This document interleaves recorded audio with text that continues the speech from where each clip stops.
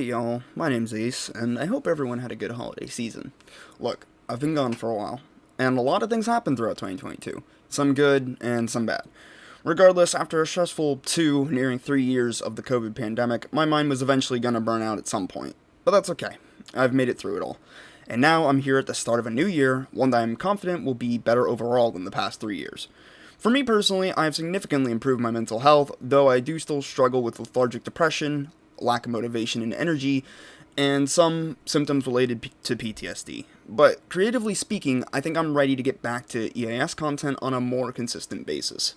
So, to get started, we gotta address the elephant in the room. The main story of my channel for 2022 was my struggles against YouTube. From them falsely striking down Heartless to eventually demonetizing my entire channel, it was stressful. Obviously, these kinds of problems could burn someone out even faster on content creation, and in my eyes, it was around a year and a half of work shot in the foot, and for what? I want to put this to bed because I know it's getting annoying, but some people were skeptical about my claims of YouTube potentially stunting EAS channels. The funny thing is, my decline didn't really even come from my full demonetization. Sure, my views declined below 1k a day by the end of 2022, but that was just due to me not uploading. No, the part that most people ignore when I explain my case is that my channel was experiencing record growth in February 2022. It was the highest view count I had seen since Overgrown exploded in April of 2021. Now that we have the full year's data under our belt, we could see that my channel was significantly hindered by Heartless's takedown, and even after the video was reinstated, my channel continued to decline throughout the spring, despite me uploading 2 scenarios. They would have small peaks and then fall off rapidly. All of that while my subscriber rate was actually growing pretty steadily. We had one last hurrah in June with Funeralopolis, and I haven't uploaded a full scenario since. I started posting some satire short videos called Every EAS Scenario, and experimented with a few other things.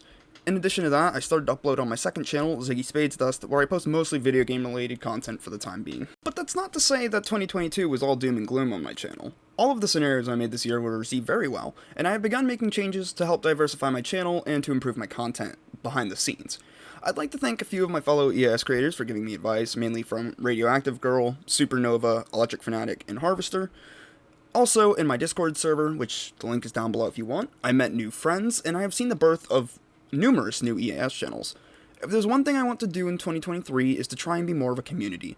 I think we could all use a bit more peace and togetherness after 3 years of, being forced to separate from our loved ones and all of our hardships that we've had to go through. Even if it's just through dumb internet videos, it's still a place to call home. But in saying that, I want it to be a place that we can all be proud to call home. I hate to get into this, but it has to be said because I haven't seen many other major channels address it, other than Supernova. If you've been around in the community, you know it's had its fair share of problems with perverts. I hate to address this in a video, but I feel inclined to because I know many EAS community members are younger. To y'all who are still teens, you need to be careful. I'm not saying to be paranoid of everyone you meet, but just be aware of what's going on around you. And if you feel that you are being groomed or harassed, you tell an adult immediately. The last thing I will say on the matter is the abuse and sexual perversion of children will not be tolerated in this community, and we need to hold people found guilty of these crimes accountable if the law isn't going to. I'm not wishing them harm, I'm just saying don't give the perverts a platform. But that's enough about 2022. Y'all are probably here for the second part of the title. So what's going to happen with my channel in 2023? Well, provided my mental health stays relatively positive and no random life bullshit happens, I would like to get back to a better pace of scenario making. I'm not going to set a long-term goal for 2023 right now, in terms of how many scenarios I get out, because I don't want to make any more promises I can't fulfill to y'all, but I can at least throw you a bone here in January. I expect this video to be up during the first few days of January, so the plans could easily change, but here's what I'm thinking of doing. On Friday, January 6th, I'm going to upload the Every New Year's scenario video. I wanted to get it in before New Year's, but I didn't want to crunch it down. The following 3 Fridays of January 2023, or other days if plans don't end up working out, I plan to upload something I call 5-minute mockups, which are essentially just EAS shorts. Here, I hope to play around with screen and presentation design to incorporate into a full scenario. I actually may look back to really early EAS scenarios on YouTube for inspiration. That's the vibe I want it to have, just a straightforward short story with an interesting concept and no voice acting. Think Shelter 345, early SBC hemorrhage, the EAS experience, stuff like that. But with this extra time provided to me, considering I won't be making full videos, I'm hoping to have a full scenario ready by early February. From there, I don't know what my schedule will be. It really all depends on my motivation and if it continues.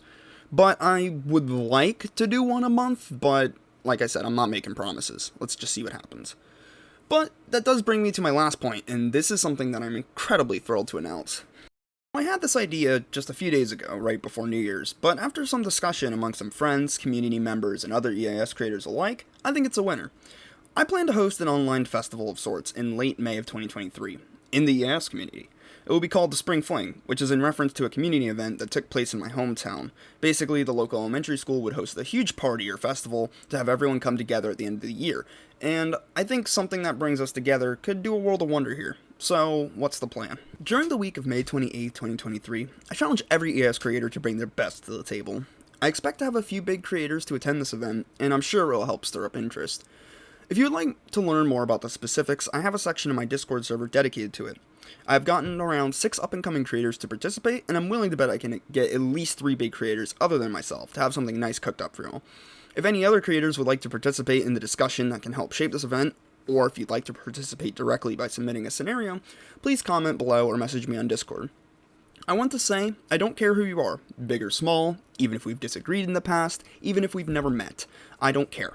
Message me or comment and we'll see what we can do about it. There are no requirements to participate. All I ask is that you bring your best work to the table. Part of my hope with this event is to help spark a jolt in the EAS community again. Ideally, that would be beneficial to all of us. I likely won't do another post about this event until we get closer to the actual date of the event, unless something big changes. I will try to update semi-frequently through community posts about progress, and maybe even members or scenario pitches we've heard from our attendees. I don't really know how well this is going to work out, but hey, it's worth a shot. And I hope you all look forward to the first annual EAS Community Spring Fling. Let's see if we can at least make it to the second one, y'all. So there you have it. An explanation of what happened in my channel, and sort of the community in 2022, and what plans I have for 2023. On a serious note, I would like to formally apologize for my inconsistency. It's not an excuse, but the explanation I'll give is that my mental health had greatly declined through the course of the COVID pandemic. I had already been dealing with symptoms relating to potentially multiple and one diagnosed anxiety disorder and post-traumatic stress disorder for most of my childhood and my adolescence, and then depression decided to hit like a truck as an adult. 2022 was a turning point for me though. There were a lot of hardships, but there was also a lot of good. I still have my loving family, which includes my parents, my 5 dogs, and my boyfriend of nearly a year now. I also got thorough mental health treatment and am currently continuing treatment through medication. Overall, I could say my mental health has been the best it's been since before the pandemic started. I still struggle with depression and what I think might be bipolar disorder, but who knows? I'm actually going to the psychiatrist tomorrow. But living a life with mental illness is difficult, but despite all the pain it can cause, I still find plenty of reason to keep on living. It will get better, I promise. But it's not always going to be immediate. You need to be patient, you need to remain steadfast, and I promise things will improve with time. I would also like to apologize if I annoyed anyone with my complaining about my channel monetization. I was told it was getting annoying by a few people, and I never wanted to kick up a huge fuss over it, but YouTube is like a brick wall when it comes to this shit. Here I am going 0-11 with Susan, and it hasn't been a very good game so far. I hope my explanation about the channel decline post-Heartless Strike helped explain my feelings on it a little better. Thank you for your patience, your kind words, and your compassion.